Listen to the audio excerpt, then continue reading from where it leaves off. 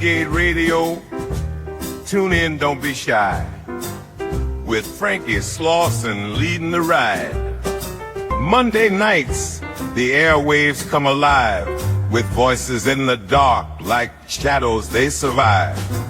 Join the rendezvous, let the stories weave. Frankie leads the night, you just gotta believe.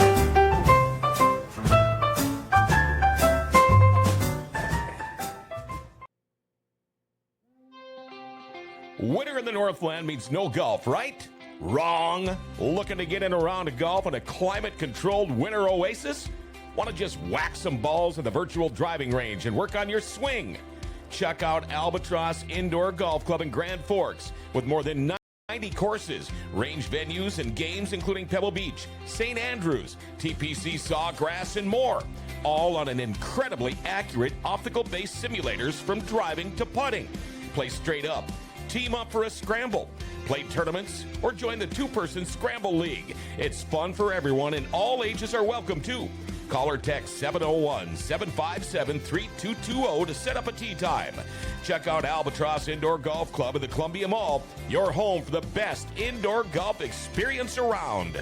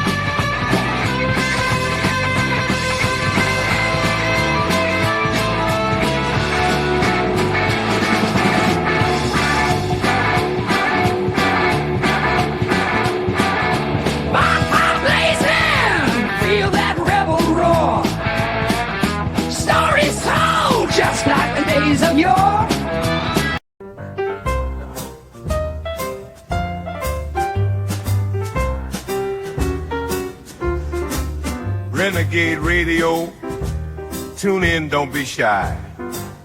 With Frankie Slauson leading the ride. Monday nights, the airwaves come alive. With voices in the dark, like shadows they survive. Join the rendezvous, let the stories weave. Frankie leads the night, you just gotta believe.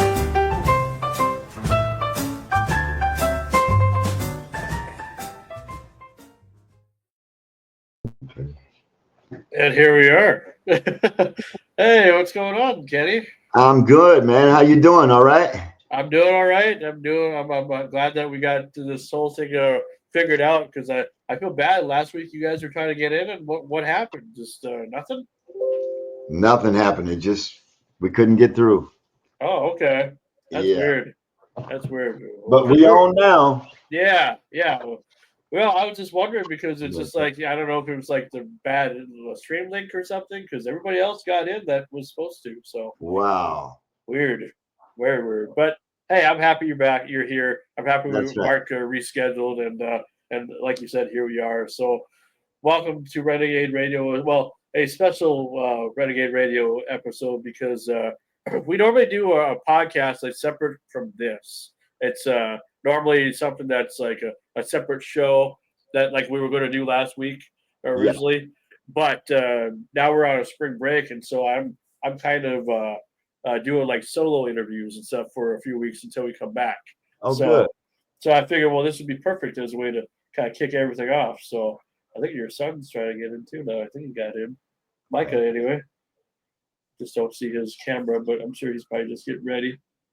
Okay. But we're going to have one other person join me as well from my crew, Mama T.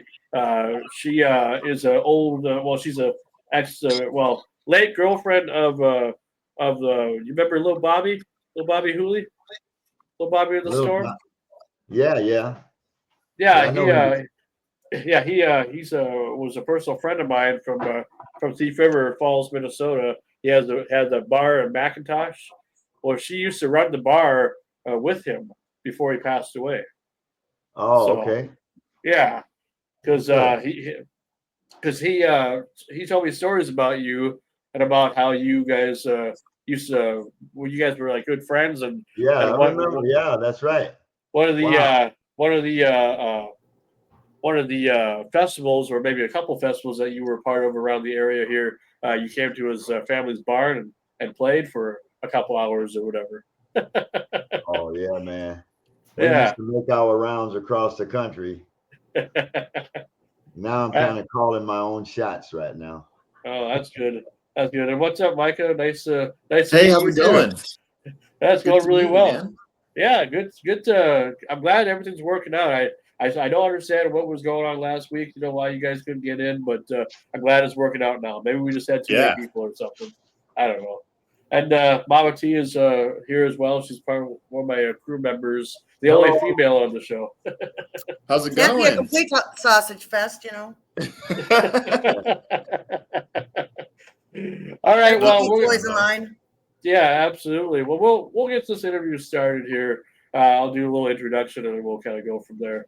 And will this be is this live or are we taping this before? Well, I'm actually I'm taping this. I was gonna go live, but I wasn't sure if we were gonna have the same issues as we had last week. You know, so I'm recording this right now. But Okay, it will be live on Facebook, and I can always send Mark the interview and share it with you guys if you want to see it. Yeah. So it's through the StreamYard server. So anyway, welcome to Renegade Radio. My name is Frankie Slauson, along with my co-host. Oh, sorry. I'm sorry. I'm glad this is not live. Oh. Hold on just a second. Oh no, see, that's perfect. That's why you know we just we'll just wait until you're ready. It might say live. It might say live on the corner, but that's not true. It's recorded. Okay. Just so you know. All right, we're set. All right. What's up, everybody? Welcome to another great edition of Renegade Radio, a special edition. As you know, we are on a spring break, technically with the actual show until Monday, April 14th. But however, you know me, I got to keep myself busy and do some interviews and stuff just to keep the show relevant and everything and just keep myself relevant, I guess. I don't know. Anyway, today I am joined by one of the co-hosts of Renegade Radio, Mama T, and we're doing an interview that we were going to do last week on our show with Kenny Neal and his son Micah Willis. And Kenny Neal is a legendary blues man who's been in the music industry for a very long time, and now he's finally doing some stuff with his son Micah. They worked on a song called "Devils in the Delta," and I listened to it. Mark sent me the copy, and very good stuff. We love it. We're blues people. And so we wanted to have you on and chat for a little while and get to hear your story. So welcome, Kenny, and welcome, Micah. Pleasure to be Yeah. here. Thank you, Frankie, for having us. Oh, Thanks, Mom T. absolutely. Appreciate it. Yeah, absolutely. I figure this kind of goes full circle in a way because I do remember, Kenny, when you were playing in some of the festivals that we had at the Seven Plants Casino, because that's where I currently work as my actual paid job or whatever as a security guard over there. And I was a security guard, or maybe I wasn't at the time. I don't remember which year it was because I know you. I think you did multiple ones. I think, Yeah. but I do remember one of them that you were there and I saw you and all that. And it was because of little Bobby, that we were able to do something like that. And now we don't really do that. The only thing we have close to us is the Fargo Blues Fest that people like to go to. So we just I figure it's been a long time coming. I've always wanted to interview you. I just didn't know if it was ever possible because you seem like a guy who just he's concentrating on the road and concentrating on playing music and interviews are okay, but sometimes it's just like let's just focus on what we're here to focus on. Yeah. Well, it's good to be here. Yeah, we're glad to have you on. And Micah, I've never met you before. Is this literally just like your first time kind of doing some stuff with your dad, or have you guys done stuff before? Yeah, so I mean, growing up when he'd be on the road and stuff, I would go up there and do some songs with him, So we kind of started, We collaborating that I way. played on your other song. Yep. And so, and then What was the name also, of it? so then the first time I actually had him on a song that we released was in, I think it was 2022 or 2023, on a song called Sunshine. And that was the first song that we actually like released together. And then Devils in the Delta, I mean, that one, as you know, just came out very recently. And that one was a lot more collaboration in terms of just us going back and forth singing and also doing the music video. So it's been a fun experience. Yeah, and listen to the new song, man. I tell you, it definitely takes you back to a better time, we'll say. I mean, because I think of that, and I just think of just like all the blues artists that have been around and stuff, and not just in blues, but just anywhere that's you hear a good sound pretty much nowadays, and from back in the day, and it just it felt very nostalgic to me for some reason. I don't know if that was the purpose of what you're trying to do or not, but it definitely did to me anyway. That deep south, the Delta, the swamp, Yeah. Howlin' Wolf, thinking about all them guys like that. Yeah. It's amazing. And I got Mama T with me. Mama T, normally we wouldn't talk about other things on the show as far as promotional things, but because this is a special episode, and I wanted you to be part of it. Why don't you tell Kenny and Micah a little bit about what you do? Well, I did date little Bobby for 3.5 years. We had been friends for 30 years, and his legacies were to keep music alive, keep the music alive, and get the young folks into the music. And so he had me start my own podcast, which is what you see in my background here. He had me do a newsletter and everything. So I do that. I do my podcast every Sunday where I interview local, regional, national, international, even some indie artists. And it goes out on every platform. I try to keep a G rating so that the youth can still have access to it. Just like Bobby, you come from a musical family. Can you tell me about the musical history of your family and how you got into playing with them, Kenny? Well, my dad, Rayful Neal, harmonica player down here in Baton Rouge. He's passed now. And he come up with Slim Harpo, Buddy Guy. Buddy Guy was my dad's guitar player in 1957 and 56. And so I grew up around these guys in the South, Ernie Caddo, people like Fats Domino. Um, just they was always around my house when I was a kid, and I didn't ever think them as stars. They was just my dad friends until I got older. And so Buddy Guy and my dad opened up for Muddy Waters and Lil Walter at the place called the Temple Roof. And that's the night they met Lil Walter, Muddy, and Muddy thought they were so good. He invited them, saying, "Hey, why don't y'all come back to Chicago?" And my daddy had just started a family then. So I'm the eldest of the 10. So Buddy left, my dad stayed back, and we always stayed in contact with Buddy growing up as a kid with my dad. We would always, since I was about 7, 8, 9, 10, I was out there gigging with my dad, Rayful. So the music has always been there. And then when I turned 19, I was playing in a club one night, and Sam Guy, who is Buddy Guy brother, who lived in Baton Rouge at that time, stuck a note in my top pocket, say, "Call Buddy Guy." And I go, "Man, call Buddy Guy for what?" And I called him collect. Didn't have the dime to put in the phone, But I called him, and he said, "Hey, my brother Phil told me you was a great bass player and you're doing good down there with your dad. I'd like to invite you to play with my band if I'll talk to your father about it." This is a Friday night, and I'm 19 years old, and I had to meet him at Antone's in Austin, Texas from Monday night. So it was all of a sudden leave home. That's how I left Baton Rouge. And I made the audition. At that time, it was Buddy Guy and Junior Wells. And so I played for them, and they liked me. They took me back to Chicago, and that's how my career started, hanging around the south side of Chicago with Buddy Guy, James Cotton, Muddy Waters, all of the Chicago guys, Magic Slim. And I started paying attention to what they was doing and going to Europe and contracts all over the place. I go, "Man, I'm going to start writing my own music."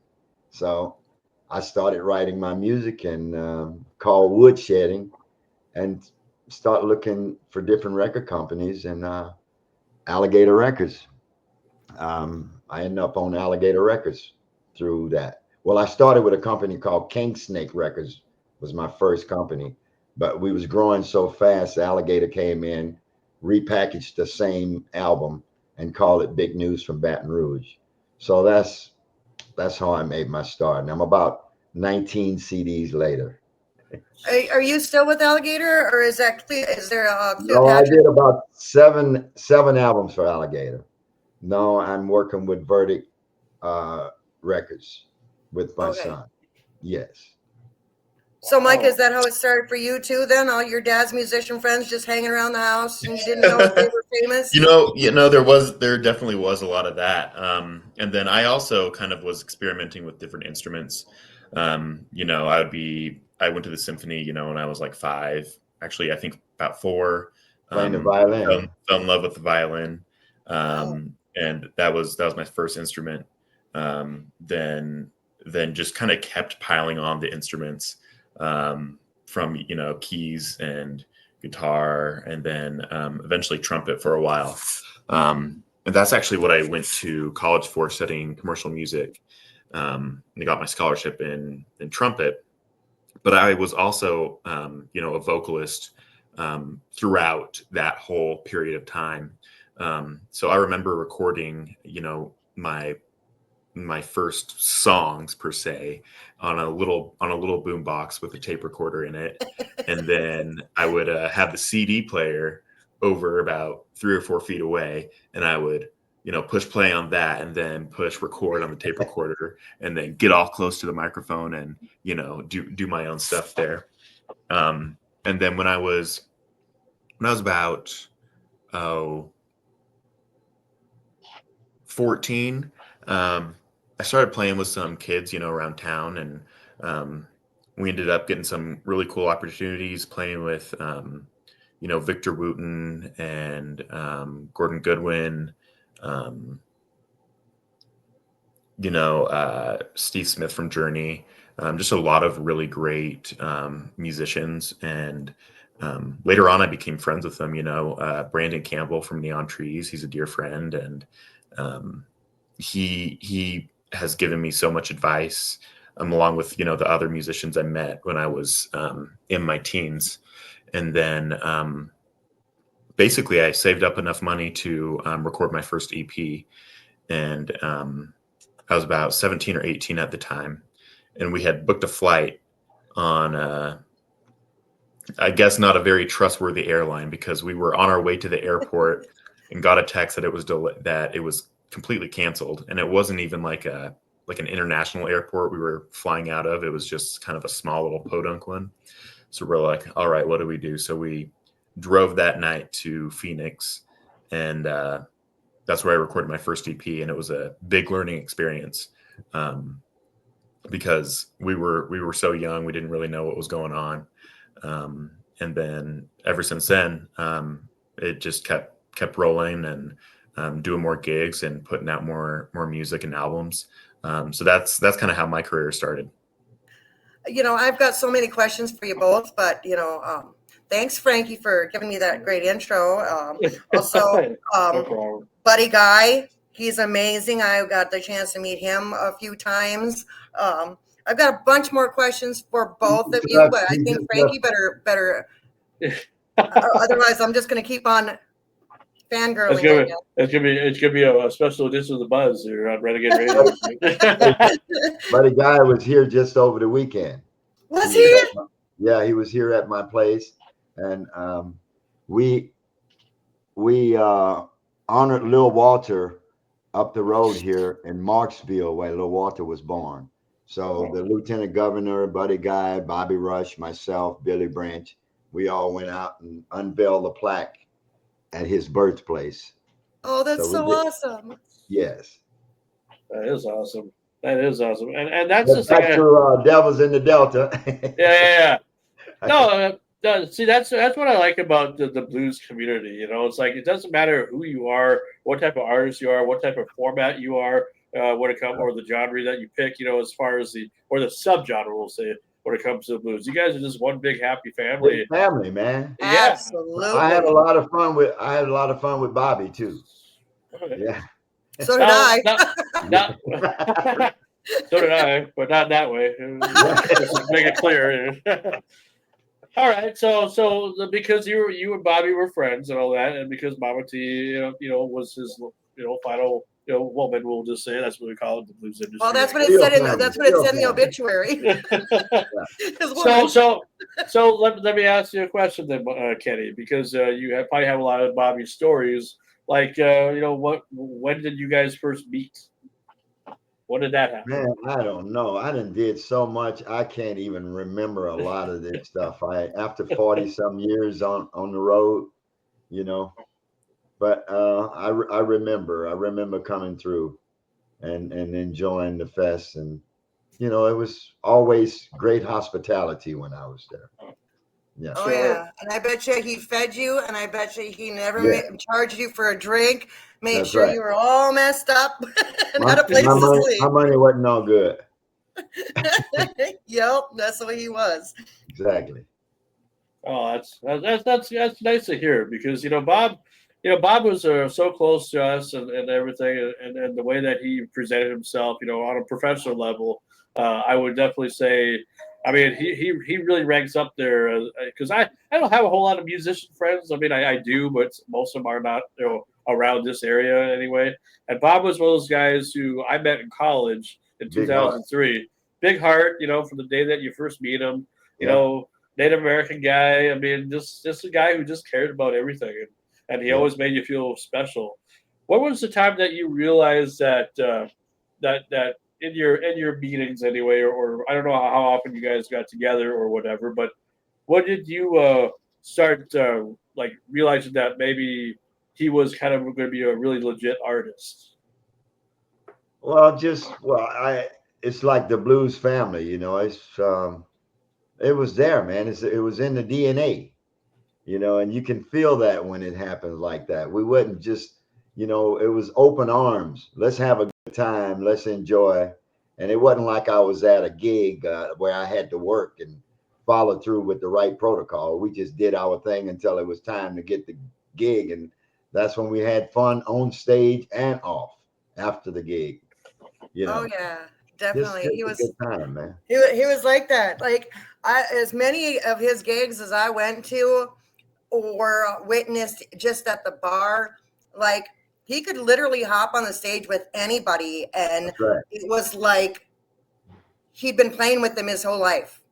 And Yeah, it and was that's just the way fun. it was for us. It was like, you know, we always open our stage up, and if we got some friends out there, we bring them up and we jam and have a good time, and that's what we did. Oh, Well, enough that's about little Bobby. Let's yeah. hear about the Let's Devils focus on in you the guys. Delta and where you're at with that, how that got started. Yeah. So with Devils in the Delta, I had started working with Verdict Music, the label who released this single a few years ago, and there's another artist on that label named Bruce Marshall. He's a fantastic songwriter. He was the one that wrote Devils in the Delta, and I first covered one of his songs called "If Dreams Were Money," and I did it on this live EP called "Live from Cold House Studios," um, along with one of my original songs. And you know, people really seem to love that sound because I'm more of like a pop R&B artist, and you know, this is definitely the complete opposite of what I've released in the past. So I was actually doing a gig with Bruce in Boston, and I was with Steve, the owner of Verdict Music, and he said, "Hey, you know, there's this other song called Devils in the Delta. We're thinking you and your dad would actually sound really good on this." So I stepped out of the restaurant and called up my dad, and he was all in, and then it was just history from there. You know, he tracked it in his studio over in Baton Rouge, and then I did my parts here in Salt Lake, and then got it put together, and then then I flew down to Baton Rouge to do the music video that There's accompanies a it. music video? Shut There up. is a music video. Yeah. There is a music video. We're going to have to I'll look that up. yeah, I'll send you the link to it. And it just really captures the vibe and the feeling that we were going with this.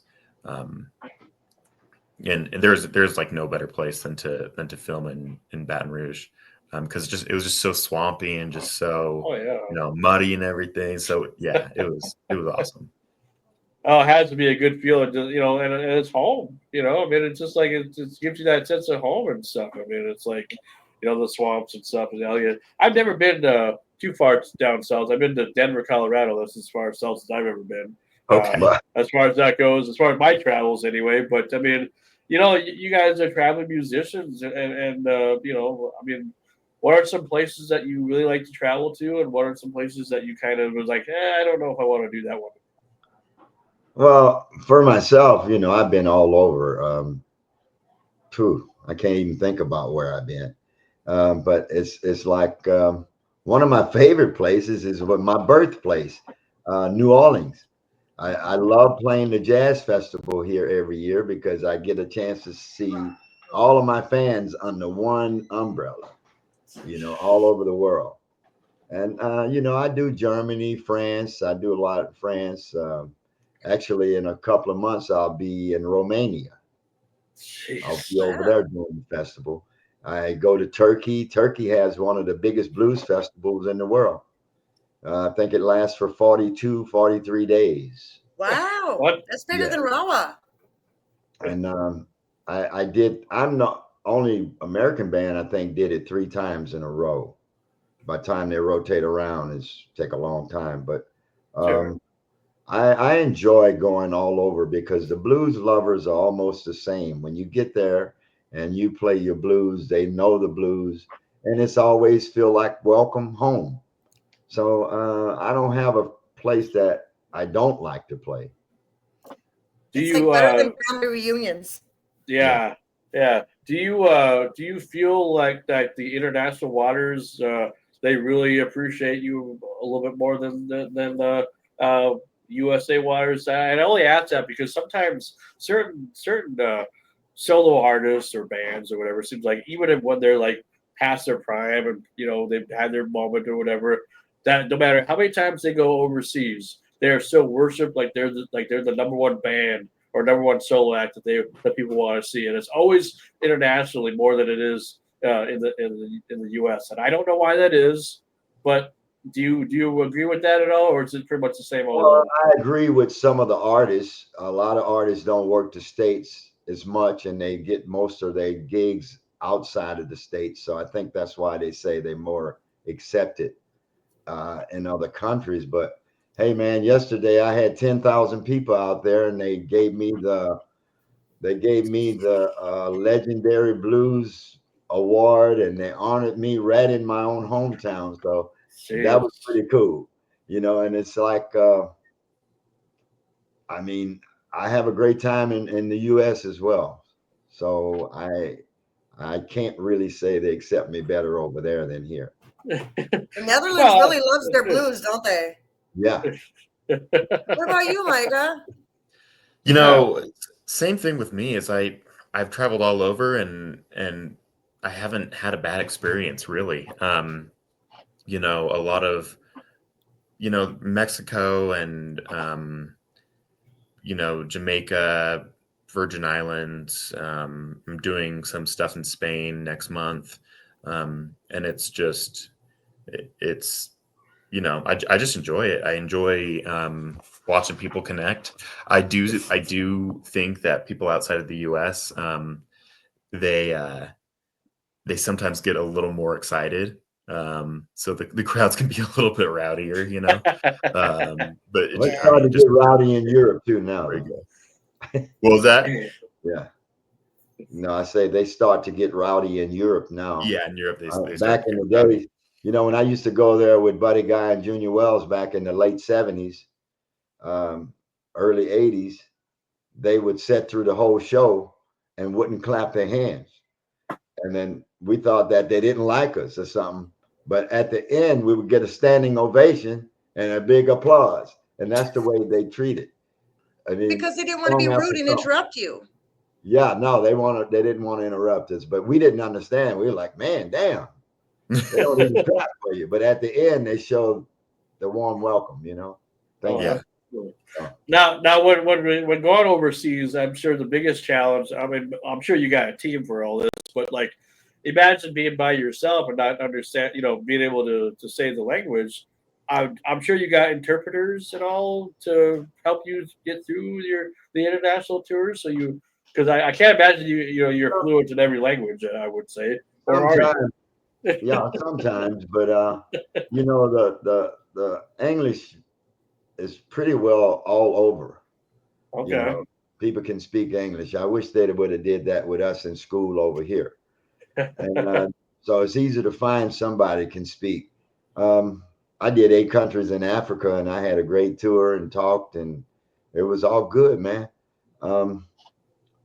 Japan, I needed an interpreter over there. I toured with B.B. King, open up for him throughout Japan and Osaka, Tokyo, and stuff like that. But you managed to make it. My younger brothers are in my band, and when they go to a restaurant, they wear a T-shirt with all the little cartoon characters on it. Yeah. The chicken and the duck. So when they go in the restaurant, they point at the chicken. So that's what I want, man. So I said, man, you guys are embarrassing me. But when their food come out, they had a nice dish, right? So the next night I said, can I borrow that shirt? I'm going out to eat. See, that's the thing I love about blues music too. Like, it's the feeling. Like, you don't even have to know the words or understand the words. I mean, well, there's other genres that you can't understand the words, and all you understand is that they're angry. That's right. If it's in a different language, If somebody else speaks a different language and still loves the blues, they can still feel what Yeah, you're, exactly. that's, I think that's part of the reason the blues, to me, it gets to everybody. And even people that say, oh, well, I don't know if I like the blues. I've never really listened to it because it's just too sad for me. No, dude, you don't get it. You don't get it. You haven't listened to it then. You don't get it. You got it's gonna cover every emotion you've ever had. And you don't even have to hear the words to it. You just hear that guitar. That's Or right. you hear that sax in there, and everybody can feel what you're trying to say without even saying anything. That's Exactly. one thing I mean, yeah, it's kind of it's like how jazz music, in like the 20s to 40s. I mean, yeah. that was the pop music, and there were, I would say, probably 60-70% of the time no vocals. It was just trios, or big bands, and it was just the music. It wasn't even anything that was spoken or sung. It was just the language of music, and it's cool that everyone can appreciate that all over. Yeah, we definitely appreciate it over here. I mean, our area around here is starving for entertainment, man. For entertainment, Where are you at? completely. Oh, we're in northern Minnesota, so Okay. the blues fest that we used to have, that used to be as the Seven Clans, ran for about 10 years, I'd say, 2005 to about 2015, and then I don't know what happened after that. They stopped doing it, and it just like, we are so starved for it. We have venues around our areas, even in our little towns and stuff, that would appreciate guys like there's you like and your casinos and music and bars and everything. stuff, but Oh yeah, most, like, the casinos can afford to have decent entertainment, but the bar business has gone downhill so much since COVID. People, during COVID, people built their own little bar in their garage and turn on YouTube on the big screen TV and don't need to go out and spend money, and because they had to, they weren't able to go out and find these venues. That was the one thing about, I'm only bringing it up one more time. Little Bobby, he was actually given by the state, he was allowed to be one of the only open venues for musicians in the state. Yeah. COVID. Wow. yeah. So he was still Well, giving musicians jobs. But how did COVID affect you guys' careers? Took away all my gigs. I mean, it was crazy. One day I was booked up for the whole year, and the next day, nothing. What I did though is I got with a buddy, and we did these things called curbside concerts. So, we'd kind of promote it, and we'd get booked. And what we would do is we'd pull up. He'd open the back of his 4Runner. He'd have the PA system, and they would sit outside on their porch, and we would do about a 30-45 minute gig for them, because I think that's what people really need. Live music. People need to get out and forget about everything in the world and just release whatever they have pent up inside of them, and music, live shows is a great way for that. So I was lucky enough to do some of those curbside concerts, which I think really helped people get through COVID. But as far as like with my career and everything through COVID, it was really, really hard. I mean, I am just now finishing up contracted gigs that were supposed to be in 2020. oh wow, okay. I spend my time in the garage. I bought me a welding machine, and I built me a rat rod truck. And so I had a good time doing that. And I just put it in a parade for Carnival. I drove it in the We gotta see parade. pictures. Where do we find pictures of this? Oh, it's pretty cool. It's pretty cool. It's a rat rod. And I built it from different cars, different pieces of old trucks, 1951. I started off with a 51 Dodge and an 84 chassis, and I made all the grills, and I put the front fenders on the back, and it's pretty. The back of it looks like the front. It's crazy. Yeah. I So gotta see pictures of this. Where do we find pictures of this? They should be up somewhere online. If you look up Kenny Neal for Carnival, this last Carnival, you should see it in the parade. Okay, Yeah. I'll have to look that up. No, that's cool. I mean, did you have like a welding background too, like back in the day, I or never just welded in my life, man. I just wanted to never? do it. I Picked it bought up a because it welding. was COVID. I That's bought the right. gear, the whole 9 yards, and I just started welding and putting my ideas together. And So I'm sure the family thought, oh, Dad's gonna change careers now. We're in trouble. You know, the one other thing besides music that my dad, has passed to me is the love of cars, man. Yeah. I mean, we could talk about cars for hours. oh yeah. And Music there's and cars is all one thing. over the place that Yeah. are, some of them are half a car, but they'll get fixed up and look pretty good. And in fact, in the video, we have a pretty cool classic car that's featured in the Devils in the Delta video. It's part of decoration in my back, in the back, where the horses. But you got on video though. You got on video though to make it a memory forever, pretty much. Well, if you go to after you watch Devil in the Delta video, I got a New Orleans video with my cars in it. It's called New Orleans. Yeah. Sure. But we had a great time making the Devil in the Delta video because I had a chance to take Michael around to the church where my great grandparents went to. The church is over almost 150, 60 years old, and it still operates today. They still have services in it. So he had a chance to see that, and where I grew up out in the country over there. So we had a great time checking out some of the old plantation homes, and we put some of them in the video as well. So what do you want people to get out of this song or the video? I mean, I'm guessing there's an album maybe being worked on too, or just the only thing that you guys are doing? It's just my generation passing it down to my son and sharing the blues, and like my dad did with me, and we singing about Devil in the Delta. When you got a drought, you can't go grow cotton and don't study rain when it's not raining, and it's just like every time you try to do something, here come the devil, Is this it? Yeah, that's right. Oh. Of course, for the green screen, you can't really see. Yeah. Hold on. Oh yeah, it looks right though. Is that the Devil in the Delta? That's what I was trying to. Yeah, I think she got it, so she found Okay. it. Yeah. Is that it? Yeah. That's it. That's it. So that's where people get. Oh, hold on. Where's my other? But there's another thing I got to do here. Oh, there we go. There we go. Now you can see it, right?